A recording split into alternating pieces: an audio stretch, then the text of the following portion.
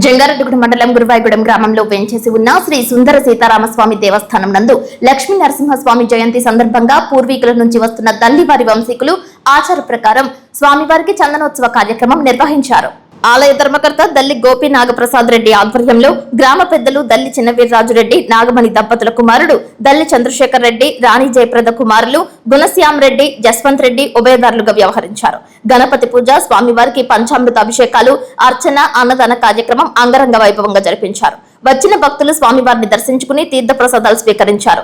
అక్షయ తృతీయ పర్వదినం పురస్కరించుకుని ప్రతి ఏటా సాంప్రదాయ పద్ధతులలో తమ తాత తండ్రుల నుంచి వస్తున్న ఆచారం మేరకు నరసింహస్వామికి చందనోత్సవం చేస్తున్నామని, నృసింహస్వామి జయంతి పురస్కరించుకుని చందనోత్సవం జరుపుతున్నట్లు తెలిపారు. సింహాచలంలో ఏ విధంగా చందనోత్సవం నిర్వహిస్తారో అదే విధంగా ప్రతి ఏటా గురువాయగూడెంలో నరసింహస్వామికి సీతారాములకు సైతం అభిషేక క్రతువులు చేస్తుంటామని తెలిపారు. ఈ కార్యక్రమంలో మానవత స్వచ్ఛంద సేవా సంస్థ సభ్యులు సైతం పాల్గొని స్వామివారికి అభిషేకాలు చేశారు. మా గురువాయగూడెంలో గల సుందర సీతారామాలయంలో మేము శ్రీ లక్ష్మీ నరసింహస్వామి చందనోత్సవం జరుపుకుంటున్నాము. అసలు విధిగా అయితే ఈ నెల 20వ తారీఖున చేయాల్సిన ఈ కార్యక్రమం మా గ్రామంలో ఆటంకం రావడం వల్ల గ్రామస్తులందరం ఏకమై ఈ రోజు నృసింహస్వామి జయంతి రోజున చేసుకుంటానికి ఒక సిద్ధాంతి గారి సలహాతోటి ఈ రోజు మేము జరుపుకుంటున్నాం. ఈ చందనోత్సవం తరతరాలుగా మా పూర్వీకుల నుంచి సంక్రమించింది. వాళ్ళు ఎప్పుడు కూడా చేసుకుంటూ వస్తున్నారు. మేము మరి ఎన్నో తరం వాళ్ళో మాకు తెలియదు, కానీ మేము కూడా గ్రామస్తులం అందరం ఏకమై ఈ ప్రతి సంవత్సరం చందనోత్సవం చేసుకుంటున్నాము. ఈ సంవత్సరం విశేషించి కీర్తిశేషులు దల్లి చిన్నవీర్రాజు రెడ్డి గారు అబ్బాయి అయినటువంటి చంద్రశేఖర్ రెడ్డి, కోడలు రాణి జయప్రద గారు పూజలో కూర్చోవడం జరిగింది. వాళ్ళిద్దరూ మొత్తం ఈ ఖర్చులన్నీ వాళ్ళు బరాయించి ఈ రోజు చందనోత్సవం మేము పెట్టుకున్నామని, మేము దండం పెట్టుకున్నామని చెప్పినారు. ఆ విధంగానే వాళ్ళిద్దరు సౌజన్యంతో ఈ ఏడాది చందనోత్సవం చేసుకున్నందుకు సంతోషంగా ఉంది. భక్తులందరూ వచ్చిన వారికి, గ్రామస్తులందరికీ కూడా, గ్రామ పెద్దలందరికీ కూడా సంతోషం తెలియజేసుకుంటూ నమస్కారం తెలియజేసుకుంటాం.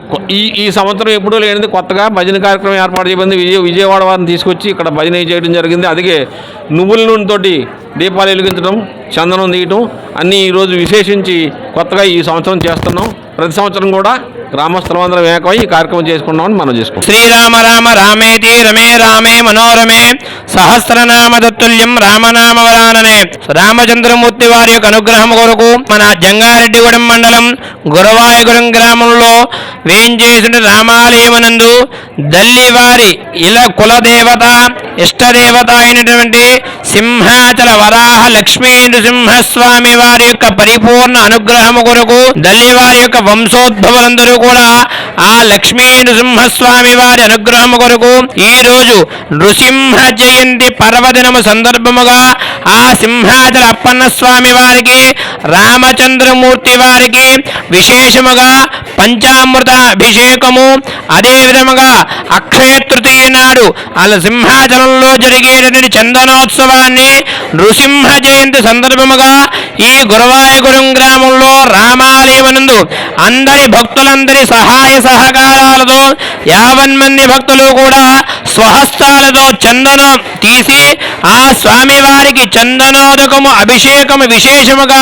చేసి ఆ లక్ష్మీ నృసింహస్వామి వారికి అనుగ్రహం ఈ గ్రామానికి, ఆ దల్లివారి వంశోద్భవులందరికీ కూడా ఎల్లప్పుడూ ఉండాలని చెప్పి గత కొన్ని సంవత్సరాలుగా అయితే కూడా విశేషముగా ఈ చందనోత్సవ అభిషేకము, పంచామృత అభిషేకము ఈ గ్రామంలో ఈ రామాలయం అనేది జరుపుబడుతూ ఉన్నది.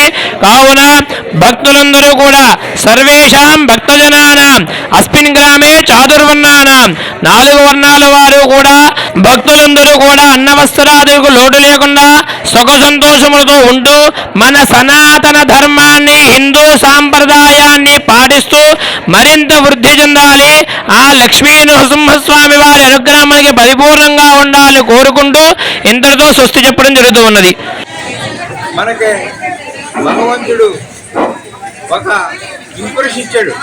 ఏంటంటే శ్రీరాముడు మించిన భర్త లేడు, సీత మించినటువంటి భార్య లేదు, లక్ష్మణుడు మించినటువంటి తమ్ముడు లేడు, హనుమంతుడు మించినటువంటి సేవకుడు లేడు అని వేలాది సంవత్సరాల కింద 10,000 సంవత్సరాల కింద పుట్టినటువంటి నానుడి ఇవాళ తరతరాలు నుంచి మన హిందుత్వంలో కూడా ఇదే నానుడి జరుగుతుంది. ఆ యొక్క నిబద్ధతగా మనం కూడా ఇప్పుడు కుటుంబాలు అదే పద్ధతిలో ఉండి శ్రీరాముడికి వారసులమై మనం ఈ శుభ సందర్భంలో ఉంటాం.